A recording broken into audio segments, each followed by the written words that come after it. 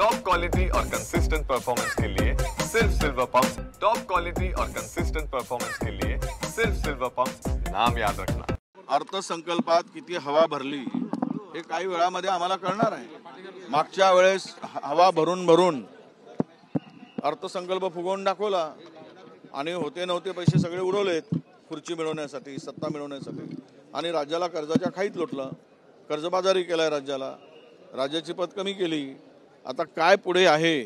अनेकांची देणी आहेत, लायबिलिटी एवढी मोठ्या प्रमाणात आहे की अख्खा बजेट लायबिलिटीवर जाईल या मागच्या वर्षाच्या। त्यामुळे पुढच्या वर्षाला काय खर्च करायचा हा खरा प्रश्नच आहे। आता यामध्ये किती फुगवून दाखवलं आहे, किती हवा भरली आहे, पंपानं हवा भरली की तोंडाने भरली हे आता कळेल आम्हाला। येऊ द्या जरा, मग आपण त्यावर बोलू। आमच्या अपेक्षा आहेत की शेतकऱ्यांची कर्जमाफी असेल, महिलांना जे 2100 रुपये लाडक्या बहिणीला देऊ केलं होतं ते 2100 रुपये देतील, हे आम्हाला दिसलं पाहिजे। शेतकरी जो आज संकटात आहे त्या शेतकऱ्याला काय आधार देतात, आणि केवळ उद्योग आले म्हणून इन्व्हेस्टमेंट व्हायचे नाही, आकडेच फुगवून सांगायचे आणि लोकांशी बनवाबनवी करायची। हे आता काय आहे ते दिसून पडेल। आर्थिक पाहणी अहवालातून आपल्याला स्पष्ट दिसलेलं आहे की राज्य कुठल्या दिशेने जात आहे। काल राज ठाकरेंनी जे वक्तव्य केलं त्याबद्दल आपली प्रतिक्रिया काय आहे? कारण राज ठाकरे खरं बोललेत आणि कधी कधी राज ठाकरे खरं बोलतात, त्याचा आनंद आहे। जाऊ दे, ज्यांना जायचं आहे सत्तेच्या जवळ, ज्यांना सत्ता पाहिजे ते जाणारच। त्यामुळे त्याच्यावर काय आहे, ते माझे आमदार आहेत, आता काही आमदार नाहीत, ते पूर्वी तिकडूनच आलेले होते। त्यांना आता वाटलं की काँग्रेसची सत्ता जवळपास येणार नाही, त्यामुळे आपलं बसस्थान दुसरीकडे बसवावं। कालच्या बैठकीमध्ये उद्धव ठाकरे असं म्हणालेले आहेत की महाविकास आघाडी गाफील राहिली आणि म्हणून महाविकास आघाडी नाही। बरं, खरं बोलले। काही लोक नुसते कोट घालून बसले होते। ते खरंच आहे की उद्धव ठाकरे जी बोलले ते खरं बोलले।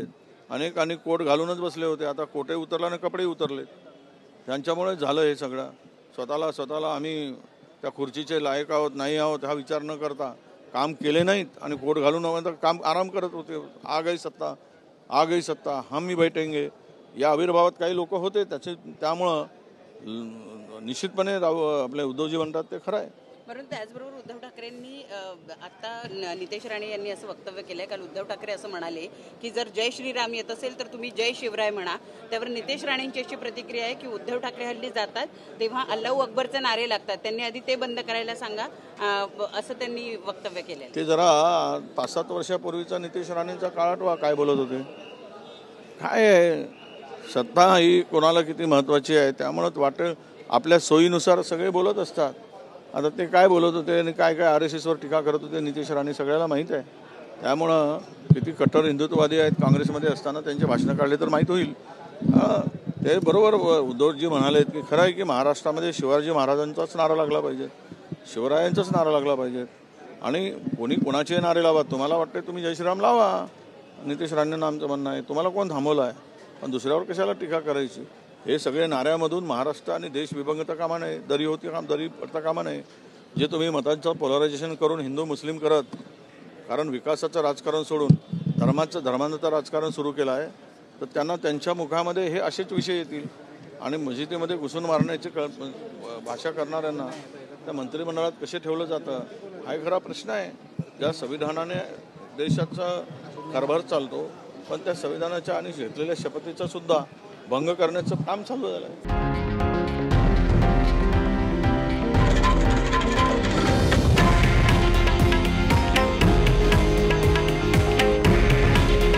हे आहे देशातील नंबर 1 न्यूज नेटवर्क आणि आपण पाहत आहात TV9 मराठी। काळजी तुमची, हित महाराष्ट्राचं।